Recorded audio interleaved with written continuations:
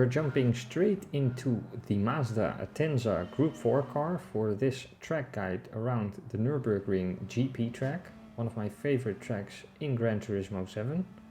To start off your lap, you want to have a good exit out of this final turn, keep it tight and slingshot yourself on the start-finish straight. This way you will carry a lot of speed into turn 1. The brake marker for turn 1 is actually around the 100 board. You can trail brake into the corner. I like to leave it in second. Bring the car to the right to open up the next corner. Half throttle it through there, get a good exit. Again, leave it on the outside and turn in as late as possible.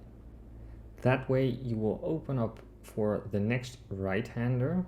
By keeping the car on the left as much as possible, it's easier to rotate into the right-hander and use the runoff area at the left. For the next two turns, we are looking to brake at the end of the orange cones on the right. Try to rotate the car as much as possible so you can swing it back to the left side to really open up this next corner. Again, rotation is key and you can use second gear to do so. Use the AstroTurf as runoff again. And then we're off to the hairpin, and the next braking zone is just after the start of that gray patch on the left. I like to V-shape into this hairpin, so go in a straight line and exit in a straight line, but you can also use a narrow line.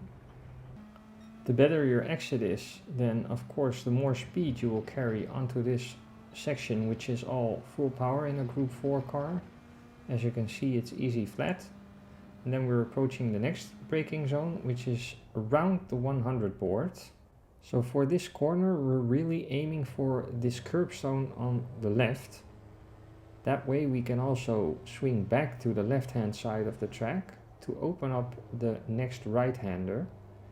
If you get enough rotation, you will carry a lot of speed and momentum down this back straight. And again, you can use the AstroTurf on the left-hand side of the track. Going down this back straight, we are looking out for the 100 board as our next brake marker for the chicane. So we're trail braking into the chicane, going back down to second gear. And for the first apex, you want to keep your right tires on the right-hand side of the curbstones. And for the second apex, you see I'm actually aiming for the bollard in the middle. As long as you do so, that will keep you safe with track limits. And then for the final turn, I start braking as soon as that Marshall stand on the left is at the edge of my screen. And I'm actually following a pretty narrow line close to the curbstones on the right to get as soon on the power as possible. Again, using the AstroTurf next to the curbstones on the left. And yeah, that completes. And that's it for this track guide, and check out this playlist for more track guides around GT7.